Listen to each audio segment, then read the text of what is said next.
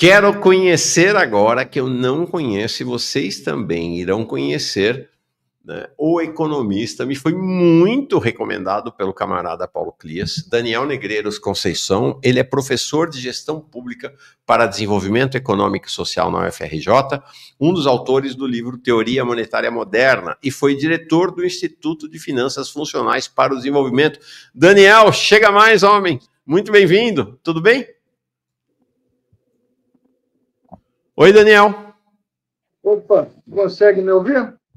Estou te ouvindo, sim. Será que você consegue virar o celular para ficar por inteiro aqui? Deixa eu ver aqui.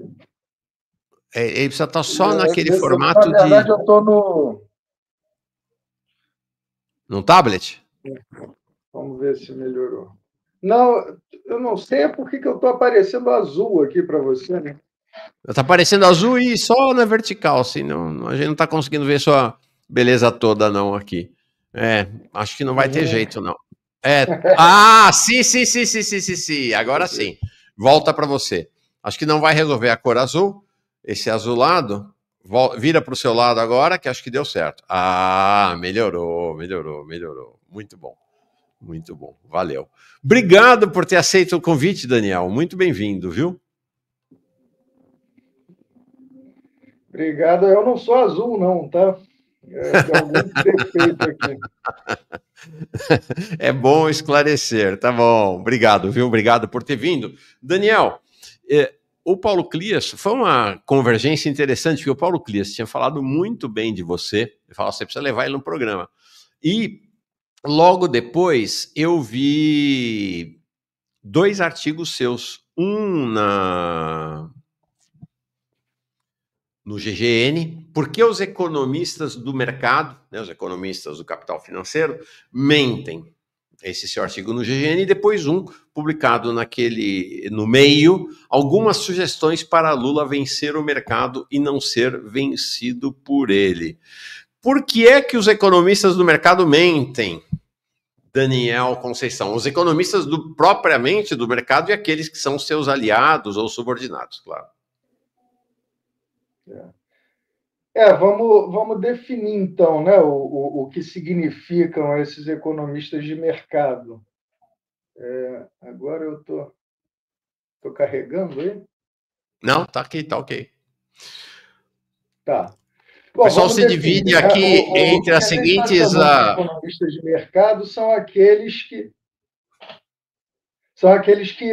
prestam serviços, não necessariamente diretamente, né? Você tem, obviamente, os economistas que são empregados de instituições financeiras, esses têm interesses muito, obviamente, ligados, né, aos interesses dessas próprias instituições, mas você tem também aqueles que indiretamente prestam serviços e são remunerados por isso, né? São aqueles que prestam consultorias por fora, que são convidados para fazer eventos e recebem aqui alguma bolsa, recebem patrocínio para suas pesquisas, enfim. Então, tem outras formas de você comprar a lealdade de economistas, né? Não necessariamente empregá-los diretamente. E esses economistas, eles prestam seus serviços ao mercado oferecendo opiniões que ajudam, né, a produzir resultados econômicos que são mais lucrativos para o mercado. Infelizmente, e é aí que está a grande contradição do capitalismo, talvez até maior do que a contradição originalmente identificada, né, que é entre o capital e a mão de obra e o salário, mas a grande contradição hoje é entre o capital financeiro e a produção, né? Porque o que a gente acaba tendo é que mesmo aquela contradição original de classe, né, que normalmente é mais óbvia para a gente, né, que é a situação em que o capitalista ele ganha através da redução dos salários, porque para ele o salário é um custo, né? Essa é uma contradição que ainda pode ser um pouquinho melhorada, porque, embora o capitalista enxergue o salário como um custo, então, para ele, quanto menor o salário, melhor, mas o salário também acaba se transformando numa fonte de receita para todos os capitalistas, né? Porque do salário vem a renda com que os trabalhadores conseguem comprar o que os capitalistas querem vender para lucrar. Então, é possível imaginar uma economia em que o crescimento da renda acabe permitindo que o capitalista não reduza tanto assim o salário, não pressione tanto o salário para ganhar, porque ele também consegue ganhar com o crescimento do bolo todo, né? Vamos usar aquela analogia meio velha do bolo, né? A ideia é que o bolo crescendo, obviamente o capitalista gostaria de comer uma fatia maior às custas do trabalhador, mas o bolo está crescendo, então mesmo que ele não consiga tirar a fatia do trabalhador, ele ainda consegue comer, né? Então, não é uma contradição, né? É a contradição fundamental que a gente costuma identificar no capitalismo, mas ela talvez seja menos grave, menos sabotadora do que essa segunda contradição, que é entre o rentismo e a produção, né? E aí o que ocorre é que o rentismo ele maximiza os seus ganhos mesmo quando a economia não está operando no seu potencial ideal, né? Não está produzindo o maior bolo possível. Pelo contrário, para o rentismo é bom que o bolo fique pequeno. Não pode ficar tão pequeno a ponto da gente morrer de fome, né? Porque aí ele não tem. Mas como o rentismo é fundamentalmente um parasitismo, né?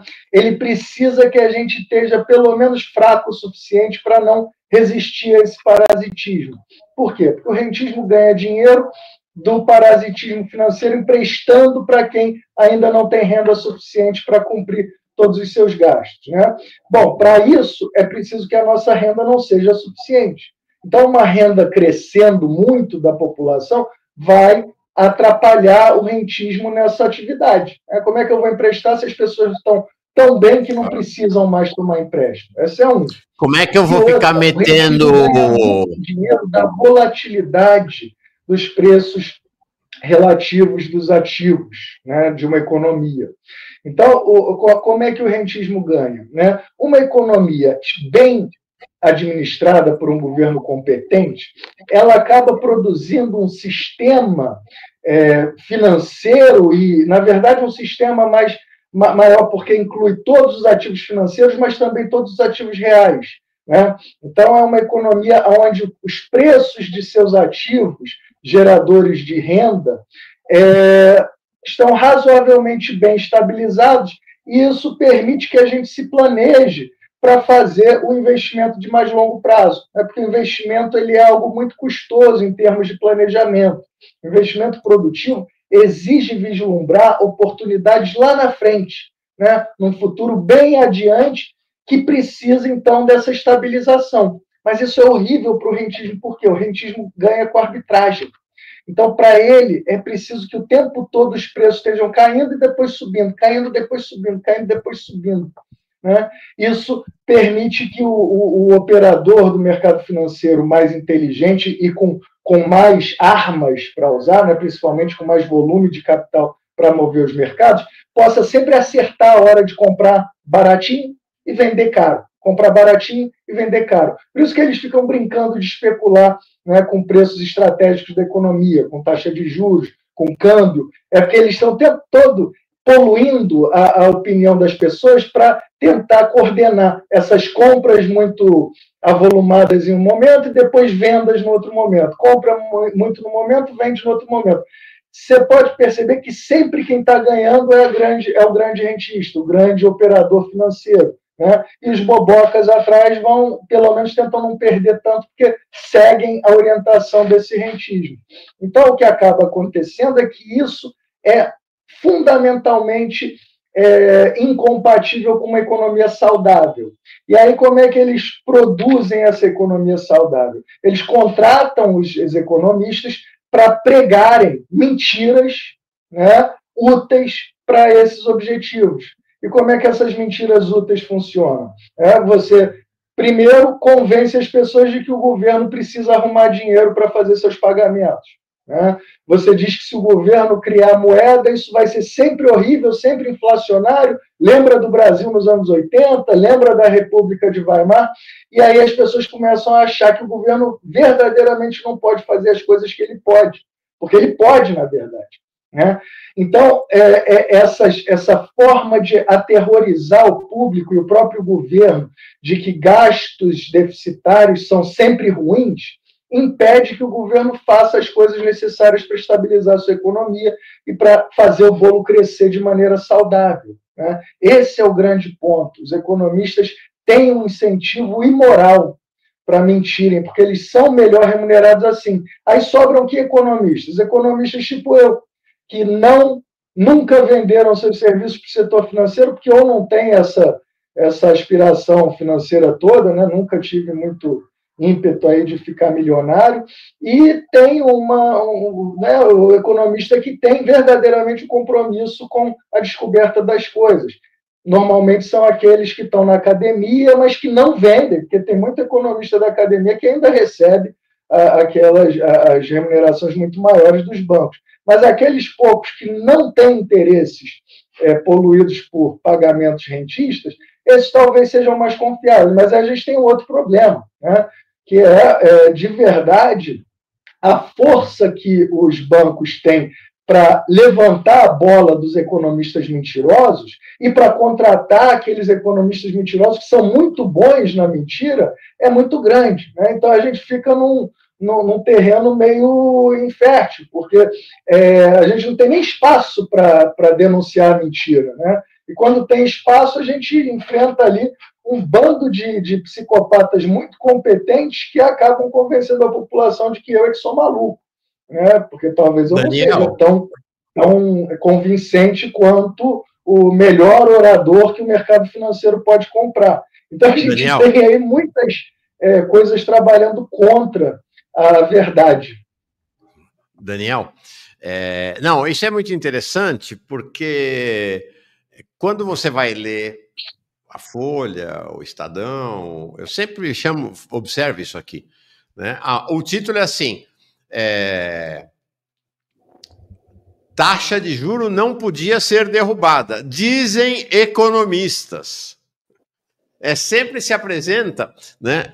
Especialistas afirmam que. Então, porque é um todo, né? É o sistema, é o capital financeiro, suas agências, bancos, corretoras, fundos de investimento, e a mídia, né? No caso, por exemplo, a Folha de São Paulo é dona de um banco digital, né? A Globo, historicamente ligada ao capital financeiro. Então, eles transformam da mesma maneira como eles transformam o homem branco no padrão da sociedade, apesar dos homens brancos serem extremamente minoria, eles transformam os economistas do mercado financeiro em economistas, ou seja, naqueles que, acima de qualquer opinião, acima de qualquer tendência, são técnicos que sabem como é que é o funcionamento da economia, que são exatamente os mentirosos que você está nos informando, né?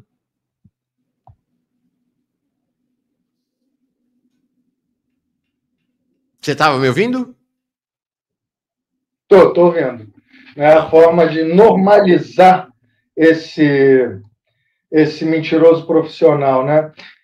Tem uma coisa assim, eu não sou tão estudioso da questão sociológica, né, psicológica, mas eu percebo que um fenômeno parecido com aquela cooptação da classe trabalhadora no capitalismo acontece com o economista em geral, né? Porque o capitalismo ele consegue se proteger das contradições, né, socioeconômicas que ele acaba criando, ou seja, da miséria desnecessária, do sofrimento desnecessário que aqueles que não conseguem capturar, né, mais da riqueza produzida acabam sofrendo, e a própria injustiça inerente desse fato, né, não é por culpa dessas pessoas, é simplesmente porque a distribuição de riqueza e renda fez com que elas ficassem quase que inevitavelmente né, colocadas numa situação desfavorável, mas o capitalismo ele oferece aquela promessa de que, olha, você é pobre hoje, mas se você trabalhar bastante, se você fizer igual, aí sempre tem um exemplo de 1 em 1 milhão, né? Um pobre que conseguiu se tornar milionário, sei lá, Virgínia aí, dos tigrinhos, eles apontam, olha, esse é o exemplo que você deve seguir, né? Se você fizer isso, você também vai virar um rico capitalista, um empreendedor, um vitorioso, né? Então, essa falácia, ela se repete para os economistas, porque a maioria dos economistas, de fato, não consegue, né, essa remuneração tão generosa que as instituições financeiras estão dispostas a pagar para os grandes mentirosos, né, para aqueles que conseguem mesmo influenciar a política econômica, a opinião pública, mover mercados. Esses são muito caros, mas existe sempre aquela pretensão. O economista que sonha um dia virar um grande player no mercado financeiro. O economista que sonha em um dia sair de um cargo público e virar executivo num banco.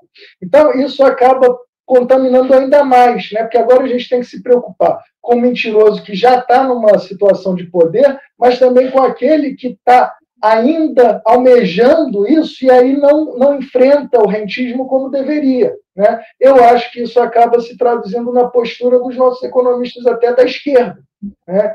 Que tem muito medo de fazer esse enfrentamento direto com o discurso rentista, né?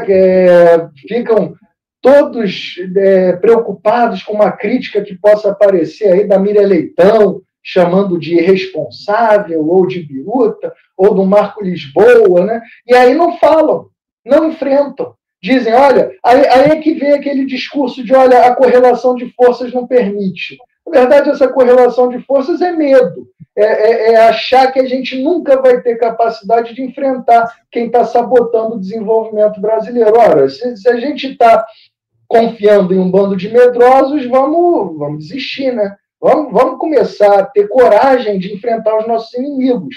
Porque essa estratégia de tentar agradar mercado, isso a gente já fez 1 milhão de vezes. A Dilma fez e se ferrou. O Lula, quando tentou fazer, se ferrou, vai se ferrar de novo. O mercado nunca vai ser aliado de um governo que produza bem-estar macroeconômico, porque isso é contra os interesses dele. Então, ele vai sabotar.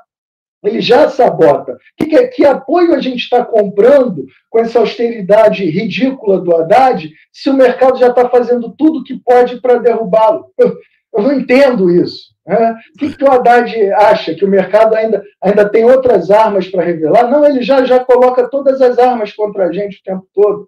Então vamos usar a nossa força também. Daniel, dois aspectos dessa sua fala muito interessantes e até intrigantes. Outro dia, num desses grupos de Zap de esquerda, eu estava tematizando com o pessoal essa questão. A gente tem uma coisa da esquerda nossa que muitas vezes tem um olhar estrutural, né, macro, para as questões, o que é correto, mas, por vezes, desconsidera o aspecto pessoal, né, o aspecto individual. E eu falei isso, olha, gente, não vamos nos iludir, porque tá ok, tem lá um ministro, tem um secretário executivo, tem um secretário, tem um assessor especial que está lá no governo e que pode ter sonho de poder. E a lógica com a qual a esquerda opera é sempre essa lógica de poder. Não, o cara está fazendo isso porque ele quer ser governador, quer ser senador, quer ser deputado. Gente, vamos aprender com a direita. O cara está fazendo o que está fazendo porque é isso que você falou, ele quer sair de lá para ser diretor de banco. Existe um interesse, é uma coisa assim que às vezes eu fico espantado até com a nossa ingenuidade da esquerda. Nós que estamos assentados, né, na ideia de que a economia é o colchão sobre o qual dorme toda noite a sociedade, a gente desconsidera o fato de que esta economia do indivíduo é fundamental para movimentar as pessoas, por exemplo, no interior do governo. No interior do governo, está todo mundo de olho na função, está todo mundo de olho em qual é o prêmio que terá pela prestação de serviço, porque é um sacrifício, né? A não ser quem rouba, aí é um outro caso, mas quem não rouba, os salários, de fato, no setor público são bem mais baixos, Não no judiciário, é outra história, mas no executivo são bem mais baixas do que num banco. Então é isso, né? É a prestação de serviço para receber depois. Essa é uma questão. E a outra é esta que você traz. Esta ilusão do governo Lula, que fica o tempo inteiro ajoelhado para o agronegócio e para o capital financeiro, imaginando que um dia será o preferido, né? Nunca será, né? Nunca será. O Haddad vai lá, vai no BTG, vai na Febraban, vai no Safra, vai no Itaú, o tempo inteiro puxando o saco dessa turma.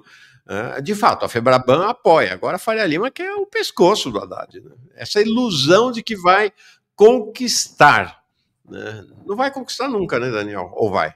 Tem chance? Não vai. E olha, esse apoio da Febraban também é estratégico, tá? É uma forma de neutralizar até o momento da derrubada as possibilidades desse governo de se tornar verdadeiramente forte. Isso me parece muito claro também. Banqueiro é fundamentalmente sabotador do desenvolvimento. Na hora que o negócio começar a pegar fogo, eles vão apresentar o Tarcísio como candidato deles. Não vai ser o Haddad. O Haddad acha que vai herdar esse apoio do mercado, pelo menos de alguns setores do mercado, só porque está fazendo o que eles estão mandando fazer. Não vai. Na hora do vamos ver, eles vão e apoiam o fascista, sim. Eles apoiaram o Bolsonaro. Né?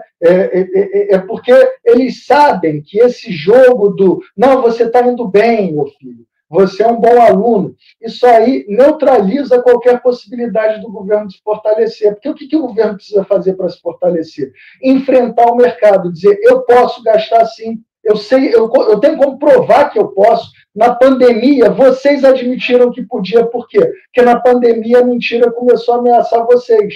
Vocês ficaram com medo de morrer também na pandemia. Então, vocês passaram deixaram de mentir, mas só ali, que agora a consequência para eles não é tão boa. Né? Na pandemia, eles dependiam disso para sobreviver. Os bancos iam todos falir se não recebessem a ajuda do governo e se seus clientes, as empresas, os trabalhadores morressem, né, ou fossem à falência. Então, os bancos precisavam daquela grande intervenção. Foi por isso que Arminio Fraga foi e falou, não, hoje a gente pode gastar criando moeda. O Henrique Meirelles falou em imprimir moeda, uma coisa estúpida, porque não é imprimir moeda, mas, enfim, pelo menos ele admitiu que o governo podia criar moeda.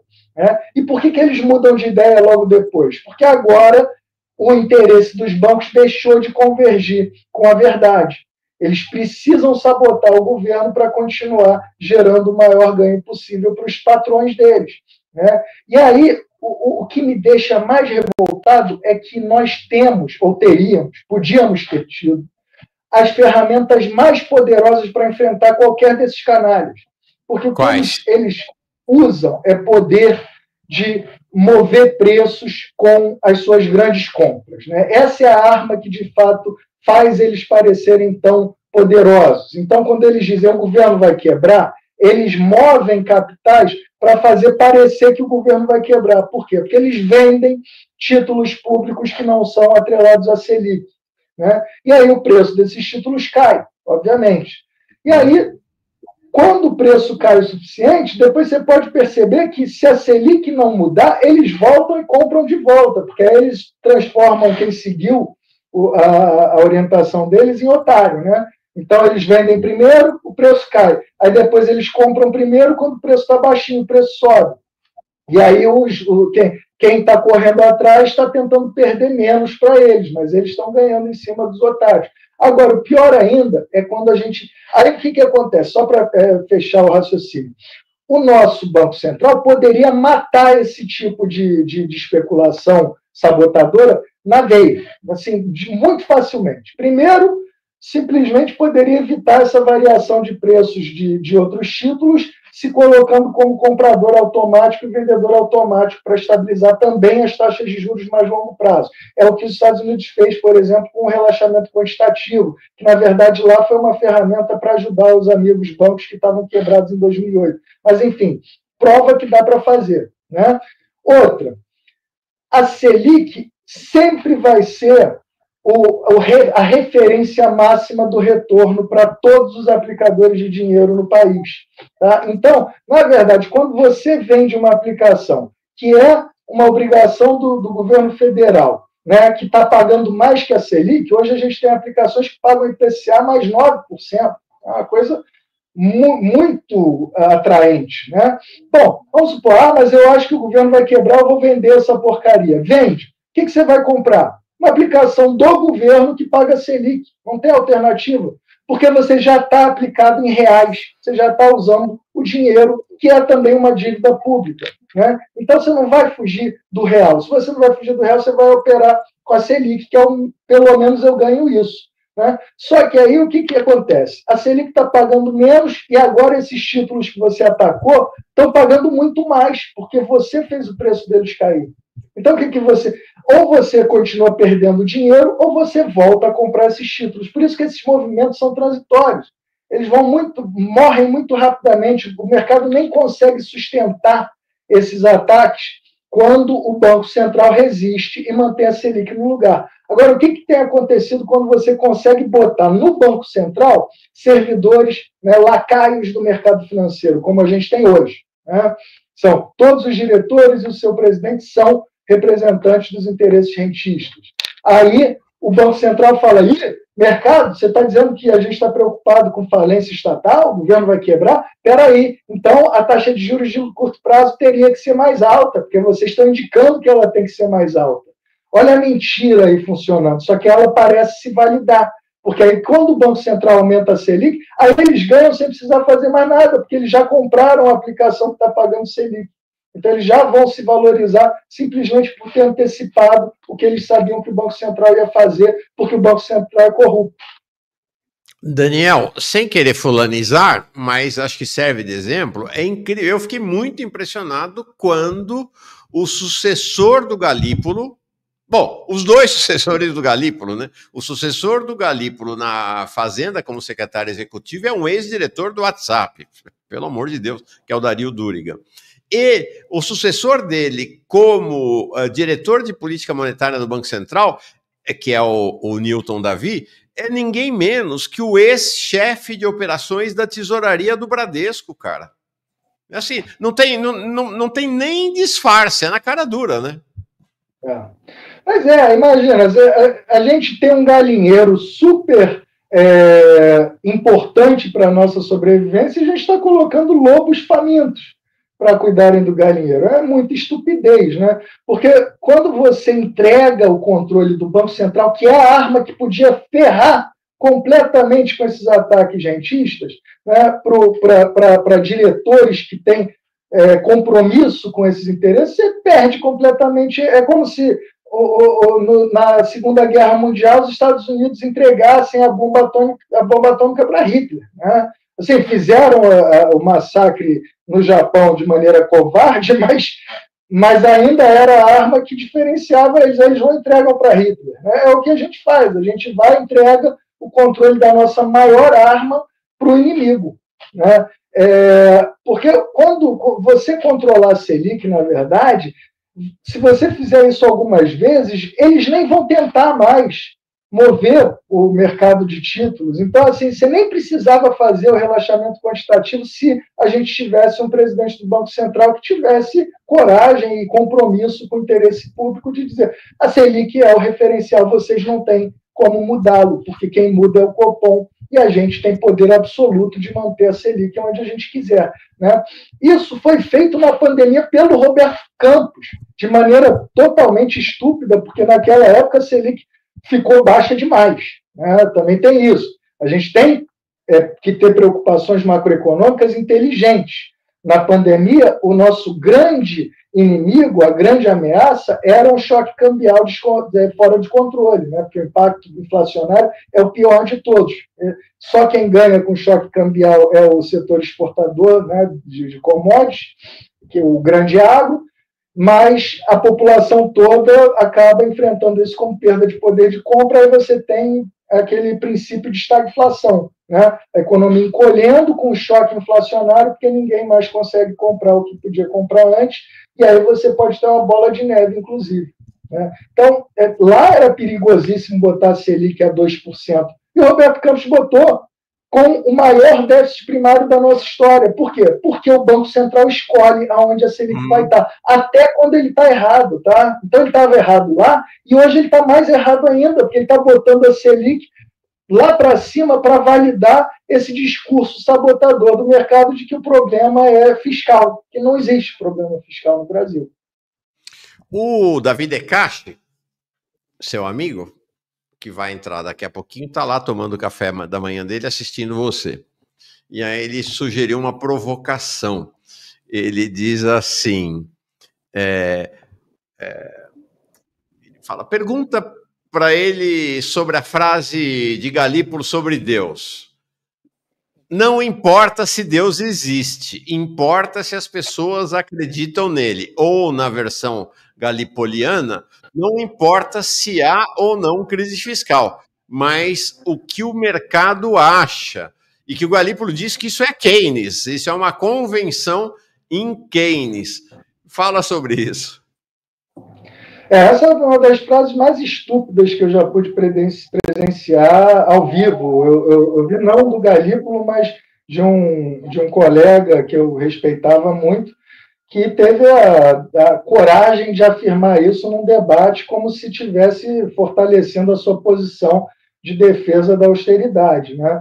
Então, eu vou primeiro dar uma analogia, porque talvez a estupidez dessa frase não esteja tão gritante, né, quanto deveria. Imaginem que, na pandemia, os nossos ministros da saúde, né, os nossos responsáveis ali pelo combate à pandemia, tivessem essa mesma atitude e aí decidissem que, ao invés de abraçar, né, o tratamento científico correto e tentar promover a vacinação em massa, eles dissessem, não, as pessoas estão acreditando na cloroquina, estão acreditando mais que a cloroquina, que esse tal tratamento precoce do Bolsonaro é que funciona. Então, não vamos oferecer vacinação, não. Vamos fazer o tratamento precoce do Bolsonaro. Esse é o equivalente. O que o Galípolo fala era, olha, já que tem gente que ou mentirosamente, né, ou sinceramente acredita em coisas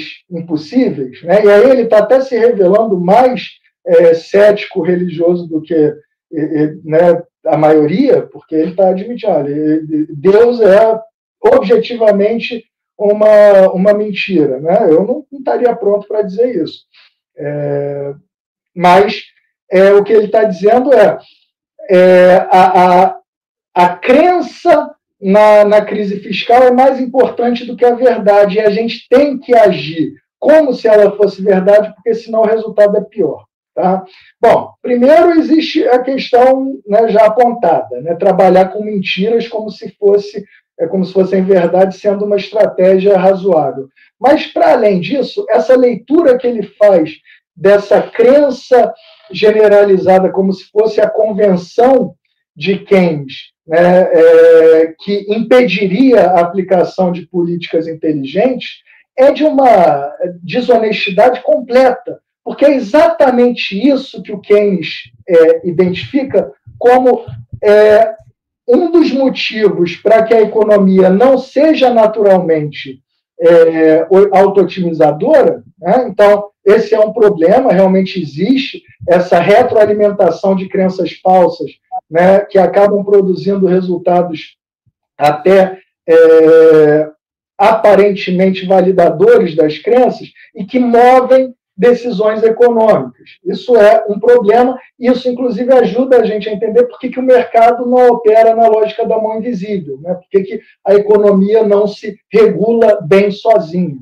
Só que o que o Keynes queria propor é que, já que existem essas convenções, a maneira que a gente tem de reagir a isso é usando as armas da política fiscal e monetária.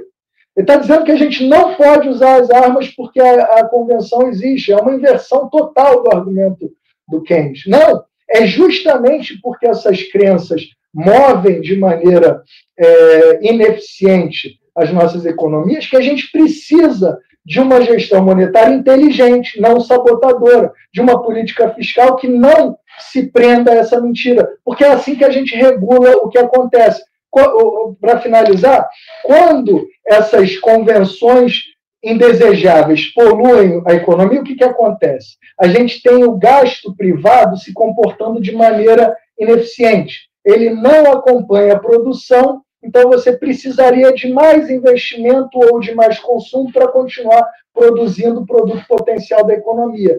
E aí como é que você resolve isso? Justamente usando o poder do Estado de gastar sem precisar se preocupar com essas convenções estúpidas.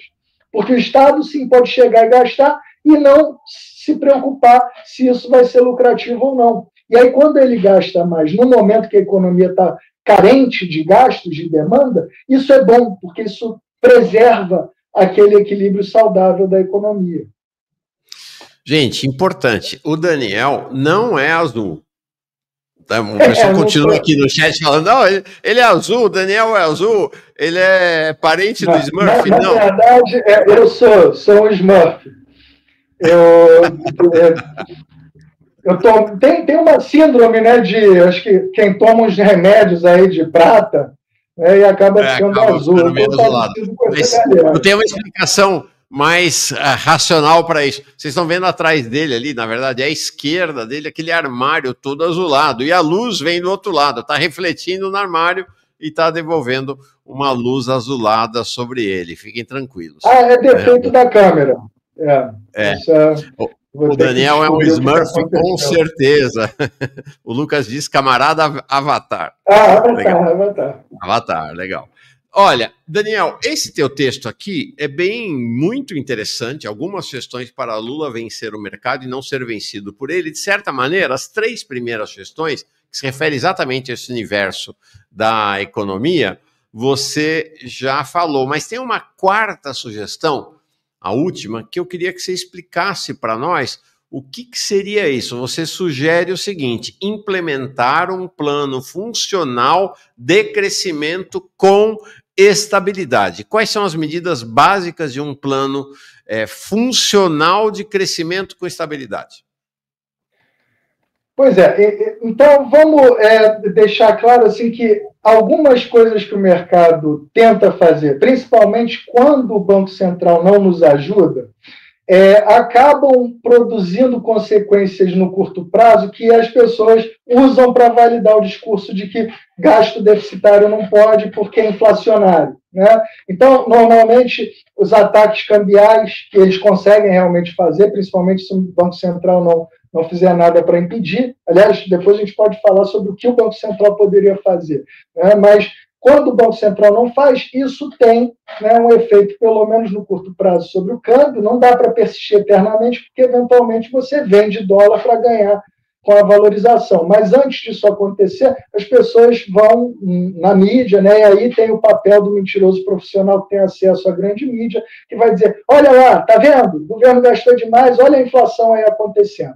Bom, o que eu proponho é que o governo tenha coragem de executar políticas tão poderosamente desinflacionárias que o mercado não vai ter nem como reagir desse jeito sabotador, porque vai ficar muito óbvio para a população que a vida dela melhorou, independente do que o mercado possa fazer. Então, são políticas agressivas, com efeito imediatamente desinflacionário, que a gente já possa apresentar para a população, que sejam materialmente viáveis, porque, obviamente, eu estou propondo financeiramente sempre vão ser viáveis, exceto dentro da lógica fiscal estúpida do NAF, do Haddad e a sua meta de primário impossível, né, que é o que está produzindo hoje as dificuldades. Não é nem o NAF, tá? É a meta que ele inventou, que tinha que ser 0 já nesse ano, que agora ele diz, é como se você bota o bode na sala e depois você diz, caramba, tem um bode, deixa eu botar um perfuminho, né? E o IOF dele é o perfuminho.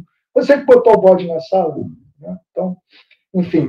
Mas, então, quais seriam essas medidas? Bom, uma muito rápida, imediata, com impacto desinflacionário, é passe livre no país todo. Essa, imediatamente, porque você já tem prefeituras fazendo isso. As prefeituras que não conseguem fazer isso porque não tem espaço nesse orçamento, que adorariam fazer isso, né? É o tipo de medida que transforma a vida de uma população e garante a reeleição de um prefeito que seja esperto. Então, o prefeito, por mais ambicioso e corrupto que seja, vai entender que essa política é óbvia, é boa para o Estado. Mas quando ele não tem dinheiro, né, e prefeituras, de fato, têm restrição orçamentária verdadeira, diferente do governo federal, ele não tem como fazer. Então, por isso que Maricá pode. Maricá tem praticamente orçamento infinito. O governo federal pode apoiar todas as prefeituras do Brasil a fazerem isso, né? Porque ele, sim, tem espaço financeiro infinito. E aí, como já existe a viabilidade, a gente já tem os ônibus, a gente já tem a capacidade material de entregar o passe livre para a população, isso não geraria grandes pressões inflacionárias, né? Você não precisa produzir mais, esperar a conclusão dos ônibus para depois fazer isso, não, já está pronto. Então, qual vai ser o primeiro impacto? As pessoas vão deixar de precisar pagar passagem, que para muitas pessoas é uma parte enorme das suas rendas. Não preciso mais pagar passagem na minha cidade em nenhum momento. Olha que maravilha. Só aí você já liberou renda disponível para a população de maneira clara, óbvia, né? Desinflacionária, por quê? Porque se eu agora tenho como todo o meu transporte de graça, eu não preciso mais exigir isso de maneira tão desesperada do meu patrão, né? Então, até as pressões salariais ficam aliviadas agora. Né? Uhum. Então, essa é a lógica do serviço público como um todo, tá? Mas é que o transporte seria muito fácil de fazer. O serviço público serve para isso. Você libera renda das pessoas, elas deixam de precisar da renda delas para cumprir certas necessidades básicas. Né? Então, saúde. Se eu tenho que pagar o plano de saúde, eu preciso pedir isso no meu salário. Né? Educação, se eu tenho que pagar a escola privada para o meu filho, eu preciso pedir isso no meu salário. Se o governo oferece essas coisas de qualidade de graça, isso sai da necessidade salarial das pessoas. Então, já aí teria uma medida que... E o mercado não tem como reagir a isso dizendo que é ruim, porque as pessoas vão perceber muito claramente o efeito disso. Outra, retomar o Minha Casa Minha Vida de maneira agressiva, né, de maneira completa, acabar com o déficit habitacional do Brasil. A Minha Casa Minha Vida é a política potencialmente mais transformadora do país, né, porque ela dá imóveis, dá residência para pessoas que não tinham como obter esse que é o grande ativo, é a grande propriedade da maioria das pessoas normais, né? As pessoas normais não querem ser donas de uma fábrica, não conseguem almejar isso, ser dona de uma grande empresa, mas elas gostariam de pelo menos ter a sua casa própria, né? Então, hoje, se a gente ataca esse déficit habitacional com financiamento muito, muito generoso, né, subsidiado mesmo para as pessoas, isso já me garante outro impacto desinflacionário, porque vai afetar preço de imóveis e vai afetar preço de aluguéis. Dois dos grandes, né, comprometedores da renda do brasileiro. E, além disso, né, qual seria um problema potencial? É que imóvel, de fato, demora a amadurecer. Né? O imóvel você tem que esperar ficar pronto. Então, talvez uma política muito ambiciosa num primeiro momento pressionasse aí preço de material de construção, mão de obra. Então, a gente teria que organizar uma fila. Né? E a fila pode ser organizada entregando cartas de crédito, compromisso do Estado de, olha, assim que a casa tiver como ser construída, a gente vai pagar por ela para você, com o crédito mais generoso que existe no mundo, mas você espera. Isso agora me dá a oportunidade de criar casas de papel, que atendem também a demanda por imóveis, porque elas vão eventualmente se transformar em imóveis. Então, eu reduzo essa pressão inflacionária, porque não só eu entrego casas, mas eu entrego instrumentos financeiros que substituem a casa temporariamente. Quem tem a casa de papel também não vai tentar comprar imóvel hoje. Também vai ficar aliviado para tentar buscar um aluguel mais, num lugar melhor, porque tem agora vislumbrando a possibilidade de ir para o imóvel que gostaria de ter. Né?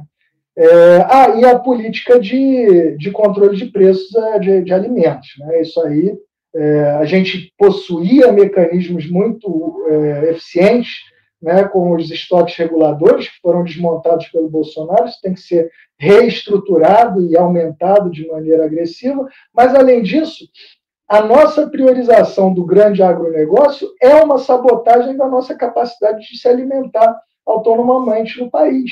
Né? Quem alimenta o país é o pequeno produtor, quem alimenta com produtos agrícolas é o pequeno produtor, é a pequena propriedade rural. Então, reforma agrária e apoio ao pequeno produtor rural é que, de fato, reduziriam preços de produção agrícola. A gente tem que fazer isso. Com essas três coisas, o mercado pode chiar, pode botar Miriam Leitão para reclamar, pode botar Marco Lisboa para mentir, o quanto quiser, que não vai conseguir desfazer os ganhos políticos e sociais que essas políticas permitiriam para o governo. Ou seja, tem um programa viável que o governo Lula poderia implementar se não tivesse subordinado, submetido ao capital financeiro. E é um programa nos marcos do capitalismo, né, Daniel? Você não está propondo revolução, não, né? Nada, né? Isso, inclusive, é aquela ideia, né, de fazer o bolo crescer gerando lucro para o capitalista produtivo. Eu não estou também propondo grandes revoluções. Eu só não quero ficar refém dos banqueiros. Aliás, até o banqueiro, né, consegue capturar alguma coisa bem generosa aí nesse sistema. O problema deles é uma ganância exagerada, né? Ao invés de pelo menos. Porque, olha, durante o governo Lula, em que a gente teve crescimento saudável na economia, né? Então, ali principalmente no segundo governo Lula, os bancos não perderam, não. Eles só não ganharam tanto quanto eles ganham quando eles podem fazer o parasitismo completo. Porque o Lula nunca deixou de entregar para eles uma rentabilidade bastante generosa, né? É porque eles são muito fominhas mesmo, eles são canalhas ao quadrado. Você não consegue. Por isso que eu estou dizendo, não dá para satisfazer o que eles querem. Eles vão. É aquele negócio, o Haddad já cortou gastos de maneira suicida e eles estão exigindo mais, né? Eles não têm como ser saciados. A fome deles por destruir a economia até o limite em que todo mundo morre, né? Porque aí eles voltam a pedir intervenção. 2008, pandemia, nesses momentos eles falam, não, peraí, agora a gente não consegue mais parasitar. Mas enquanto dá para parasitar, eles vão atrapalhar. Está aqui o Vinícius dizendo, o dia está até mais azul, depois da vergonha que o Jones fez o Wilker passar ontem. Adorei. Daniel, tem uma outra questão que você traz aqui nesse seu pacote, e que eu queria que você explicasse o efeito dela desse ponto de vista, ativação da economia, redução da inflação e distribuição de renda, né? Que são as três variáveis que você trouxe, que é o fim da escala 6x1. Em que medida ela ativa a economia, reduz a inflação e distribui renda? O impacto desinflacionário disso é mais difícil de enxergar. Isso é mais uma questão de humanidade, né? Porque nós, de fato, o capitalismo ele impõe condições de trabalho desumanas desnecessariamente para as pessoas. Não é necessário que as pessoas se submetam a escalas 6x1. Né? Uhum. Hoje, aliás, o capitalismo saudável, né, bem regulado, né, na ausência de uma revolução mais completa, o capitalismo saudável poderia nos entregar oportunidades crescentes de diminuir as nossas exigências de trabalho, porque a gente tende a se tornar mais produtivo. Quanto mais robô a gente tem trabalhando pela gente, menos a gente precisaria fazer. Por que a gente está obrigando as pessoas a trabalharem mais do que antes? Né? Por que a gente está voltando àquela época do capitalismo desregulado, em que as criancinhas precisavam entrar nas chaminés para limpar a chaminé e morrer aos 15 anos porque estavam totalmente destruídas por aquela atividade. Né? É uma questão de humanidade mesmo e de viabilidade. É possível fazer isso. Tá? Então, não, eu acho que a gente nem precisa identificar grandes vantagens desinflacionárias a partir dessa medida. Ela simplesmente devolve a dignidade ao trabalhador. E ativa o mercado de trabalho, né? Imagina a quantidade de postos de trabalho que serão criados, né? Você encerrando com essa escala, né? Eu vou embarcar o Davi Decache, que faz questão de estar com você de encontrar com você aqui nessa live. São dois amigos, dois economistas que convergem muito. E aí vou fazer uma pergunta para ambos. Surpresa! Davi, chega mais, homem. Fala, Mauro, tudo bem? Bom dia. Fala, Daniel. Eu tenho trabalhado muito com o Daniel nos últimos anos aí, no âmbito do IFFD. Eu pedi para ele fazer a provocação, Daniel, porque... Isso, era o que ia fazer, exatamente. Não, só para esclarecer, os dois são líderes do IFFD, que é o Instituto de Finanças Funcionais para o Desenvolvimento. E nós vamos falar sobre um evento que aconteceu lá, né, Davi? Qual que é? Não, sim. Antes eu ia comentar, Mauro, que essa frase que o Galípolo usa, né, que o secretário do Haddad usou também, se referindo ao Galípolo em um evento, inclusive, que o Instituto ajudou a organizar, né, que o Daniel falou, eles têm usado para justificar a não intervenção fiscal do governo na economia, né? A subordinação do governo ao mercado, o que é um absurdo completo, enfim, qualquer ponto de vista teórico, porque é a distorção da abordagem de um determinado autor, né? Então, é problemático do ponto de vista científico, né? É anticientífico. E eles têm esse problema. Eu estava comentando com o Mauro, Daniel, que, inclusive, há uma percepção na esquerda que é o seguinte: o Galípolo era um quadro muito alinhado com as nossas ideias antes, ou seja, ele pensava igual a eu penso, você pensa, né? O nosso campo pensa, e agora não é mais. Isso não é real. Não há esse rompimento. Isso é falso, Mauro. Tá? Isso é falso. Assim, eu digo isso com tranquilidade. Sempre houve divergências, né? Inclusive, nós organizamos um debate pelo IFFD, acho que em 2021, ou 2020 ou 2021, final de 2020 ou início de 2021 ainda, né? Ele nem sonhava em ser presidente do Banco Central. E a ideia era um debate ali mais técnico, né? Participou o Galípolo e a professora Simone Deus, da Camp, tá? Nesse debate, uma coisa que ficou muito clara é que a abordagem do Gabriel Galípolo é uma abordagem de livro de macroeconomia de graduação ultrapassado. E eu não estou sendo caricatural aqui, né? A concepção de banco dele e de moeda é muito ultrapassada. Não tem nada a ver com os bancos modernos. Isso não estou fazendo de um ponto de vista marxista ou keynesiano. É do ponto de vista da operação do dia a dia dos bancos, né? Se o Daniel puder falar um pouquinho também, e isso é importante porque as pessoas estão lendo essa trajetória como uma trajetória de rompimento. E eu não vejo um rompimento, né? Quando as ideias elas estão fora do lugar antes, é muito difícil dar certo, né? Se já é difícil dar certo com você com um plano teórico bem elaborado para você sustentar, como o Daniel sustentou, a intervenção estatal de forma organizada e planejada, imagina com uma teoria fora de lugar você fazer alguma coisa dar certo, né? Então, isso já ia... Fala, Daniel. Conta desse debate aí, estou interessadíssimo nesse debate aí. Foi um momento... A gente, na época, imaginava que seria possível uma convergência, e aí fez esse teste, né, Davi? Vamos conversar com esse cara, ele está muito próximo do professor Beluso, né, escreveram um livro juntos, o Beluso também estava interessado no debate, nós tentamos algumas conversas, porque essa nossa abordagem, esse reconhecimento de que a moeda é inquestionavelmente uma dívida estatal e, portanto, o Estado, para o Estado não faz sentido esperar receber moeda para depois gastar, porque seria uma inviabilidade lógica mesmo, né? Se o Estado é o único que pode criar moeda, é impossível que ele receba a moeda antes de ter feito um pagamento que a criou, né? Isso é o óbvio. Então, o Estado não precisa se preocupar com a sua solvência, com a capacidade de realizar pagamentos, porque ele faz pagamentos entregando uma dívida sua, né?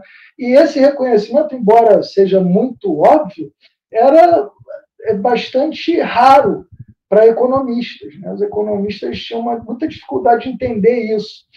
e a pandemia meio que aumentou a visibilidade desse entendimento, né? Então, os economistas que se identificavam com a MMT, né, no mundo todo, começaram a ser mais ouvidos, e foi quando essas pessoas começaram a se aproximar da gente. Você tem o movimento do André Lara Rezende, né, que de ícone da economia ortodoxa passou a abraçar alguns aspectos da MMT, e o próprio Lara Rezende era um dos grandes patrocinadores do Galípolo como liderança desse pensamento menos convencional.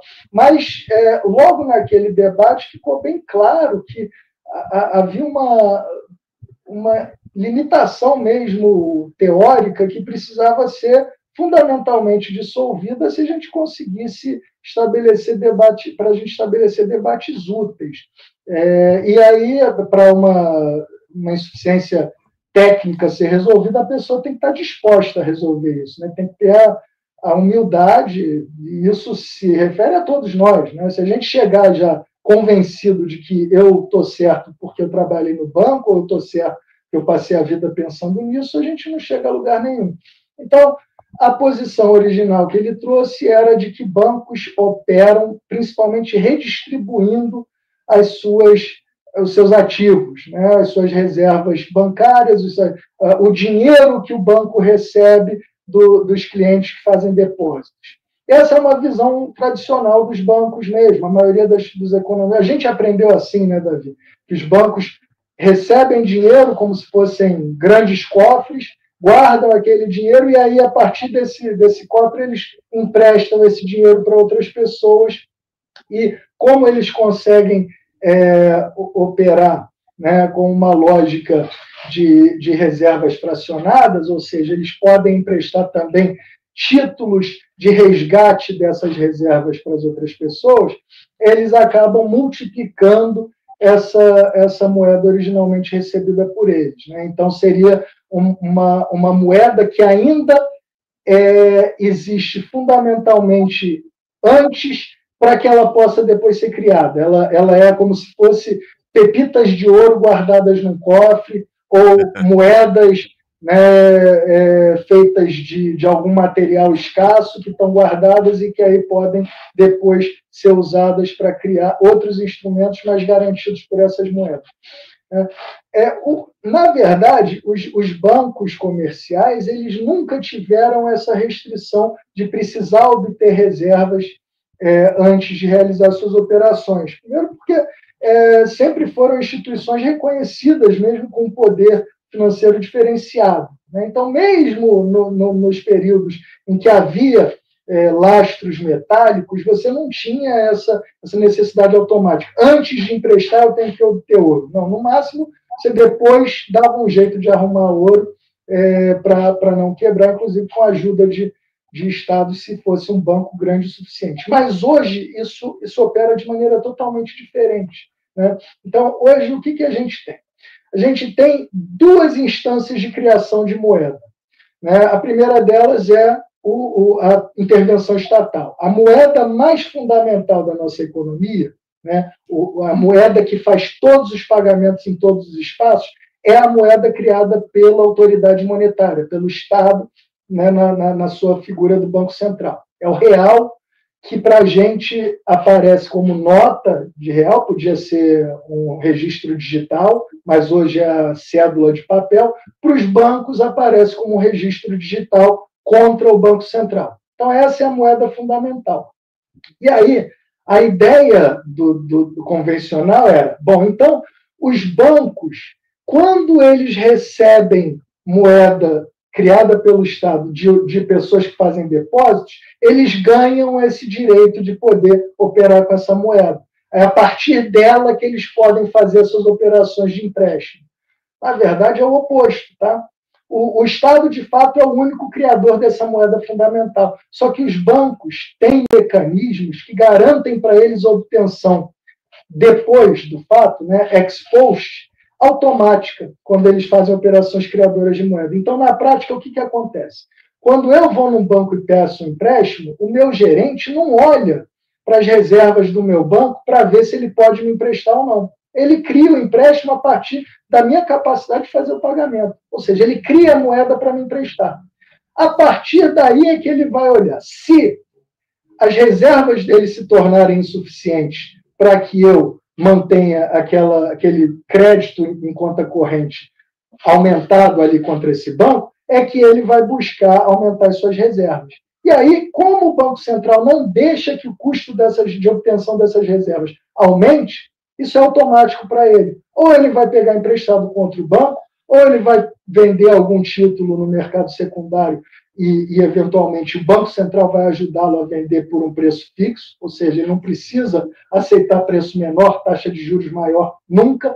Ou, no limite, ele vai para a janela de redesconto de liquidez, que é um mecanismo hoje muito mais convencional do que antes. Então, na prática, bancos criam moeda para fazer empréstimo. Isso é criação de moeda, né? Ou seja, quando os economistas falam a moeda, quando é criada pelo Estado, é inflacionária. Os bancos também criam moeda, tá? Quando os bancos acham que você tem um projeto bom e a economia está bombando, aliás, de maneira muito menos desinflacionária do que o governo poderia, porque o banco ele sempre retroalimenta. Ele vai criar mais moeda quando ele acha que você vai pagar mais.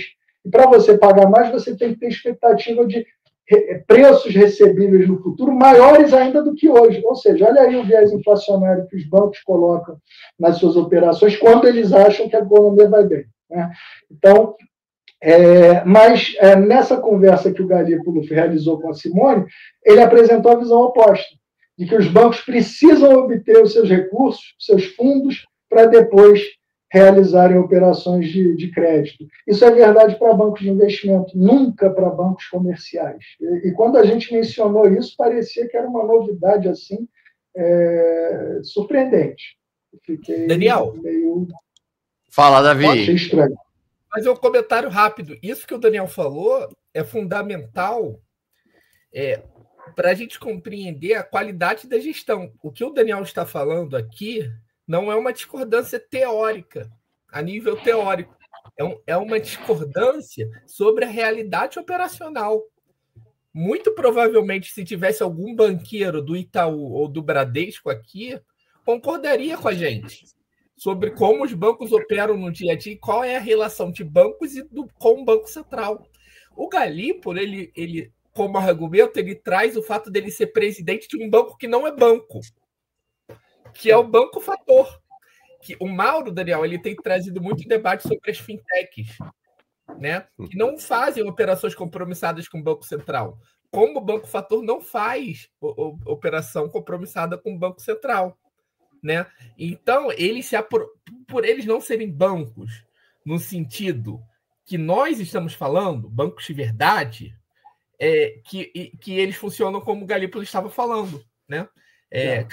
Para emprestar. Mas os bancos de verdade, que são tiras com o Banco Central, eles operam criando moeda e não intermediando a moeda que já existe. Então, eles criam moeda bancária e depois o Estado dá o suporte necessário e determina a taxa de juros da economia nessas operações. Isso significa muito, mas muito mesmo, em termos de política fiscal monetária. Porque, em termos de política fiscal, quando você compreende a relação dos bancos com o Banco Central, você compreende que a taxa de juros da economia é uma decisão discricionária do Banco Central que não pode contar com a resistência dos bancos. Porque os bancos que precisam do Banco Central todo santo dia, todo santo segundo, sabe? Isso é muito importante para entender relações hierárquicas ali, né? Então, quando ele se subordina aos bancos privados, isso é uma subordinação ideológica, é uma subordinação política ou teórica, seja lá o que seja, mas não é algo que seja da natureza do sistema. Uma observação aí para vocês, não, para falar um minutinho só, e aí vou dispensar o Daniel, que tem outros compromissos, a gente continua, Davi, que é da esfera mais da economia política, menos da política econômica, que essa observação que você traz é muito interessante. É tudo capital financeiro, mas são dois segmentos distintos. O segmento que a gente chama bancões, organizado pela Febraban, é um. O segmento dos bancos digitais, ou fintechs, ou o que a gente chama de Faria Lima, vamos dizer assim, é outro segmento. Eles têm interesses convergentes e interesses divergentes também. Há uma disputa entre eles, né? E é uma disputa, às vezes, muito aguda. Então, importante entender que o governo, o Ministério da Fazenda, é o governo do Banco Central.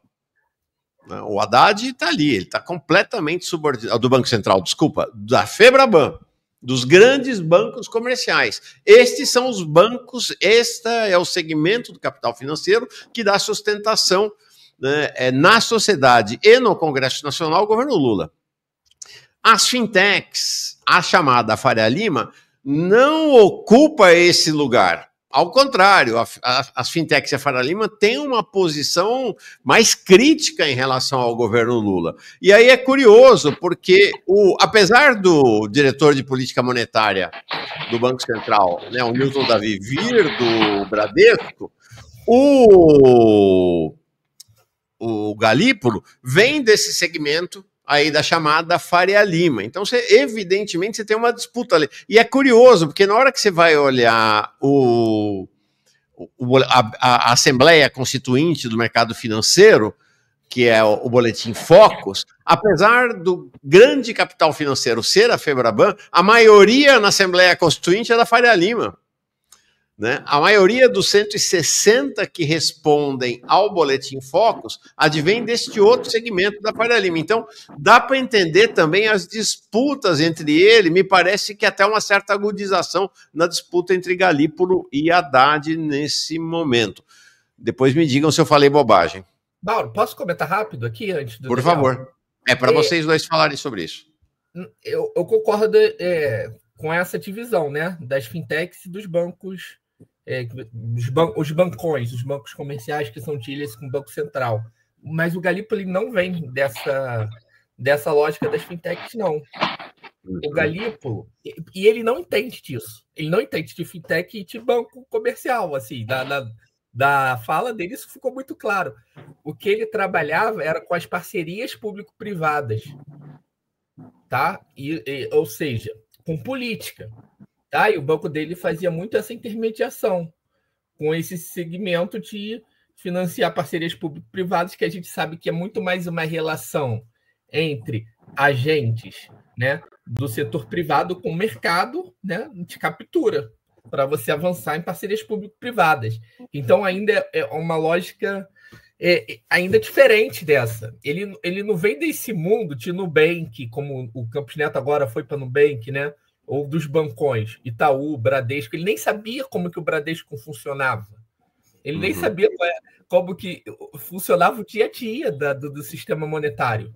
Assim, é que eu falo isso, aí a pessoa acha que eu estou que é uma implicância, que é algo que ficou ali evidente, sabe? Então, ele não era um cara brilhante que com concordância com a gente traiu a ideia que ele defendia. Eu acho que nunca houve essa solidez teórica ali.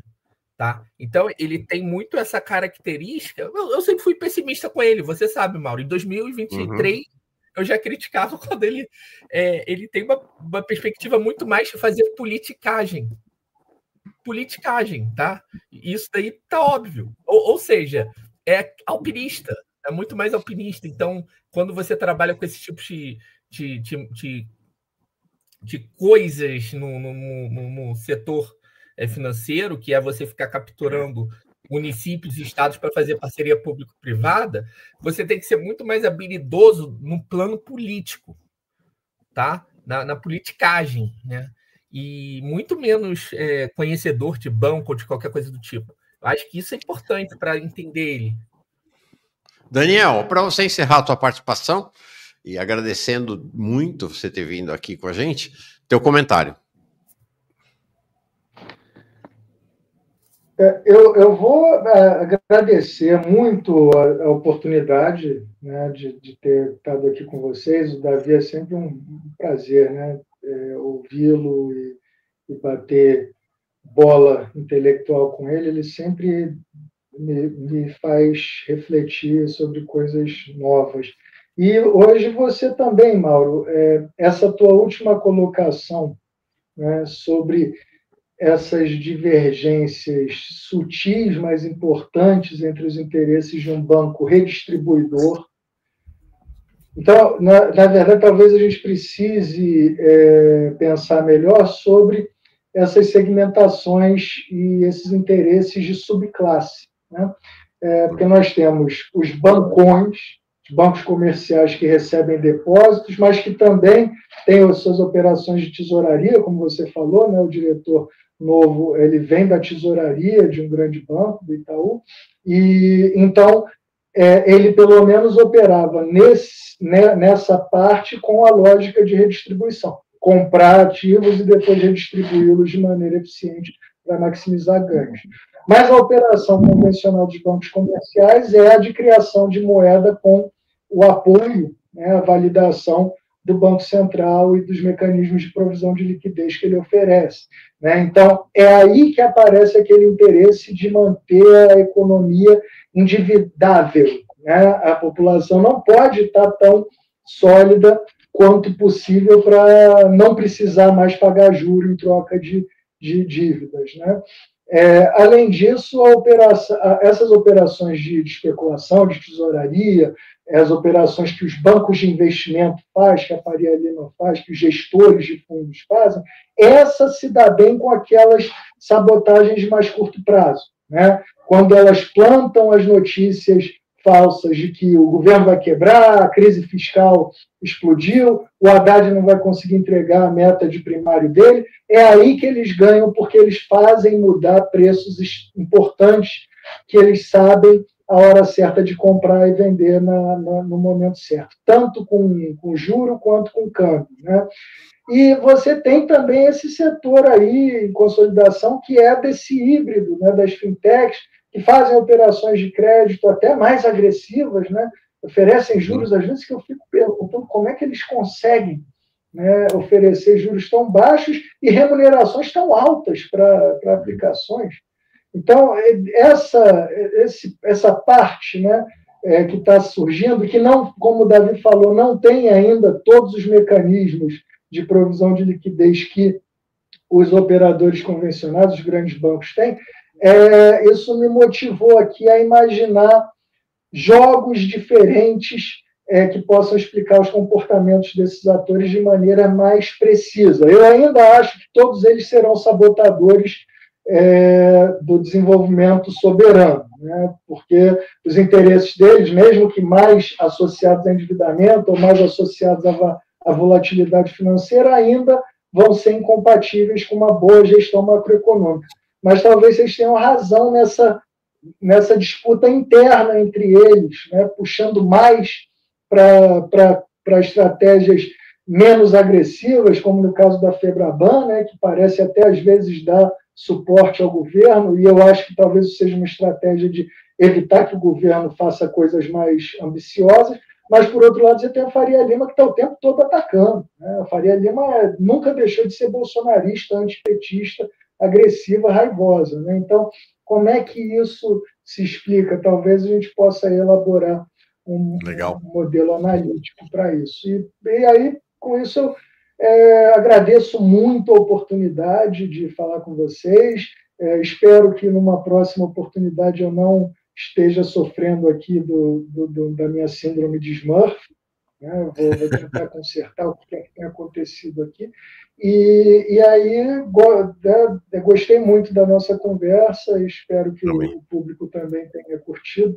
Davi, sempre juntos, camarada. Valeu, Daniel. Foi muito bom. Nosso cupido foi o Paulo Clias, ele que deu a ideia de te chamar para cá. Agradeço demais o Paulo por isso. E aí fico pensando como é que eu demorei tanto para te conhecer. Você vai vir muito mais vezes aqui, viu, Daniel? Muito legal mesmo. Muito legal a tua presença. Obrigado, viu? Grande abraço para ti. Valeu.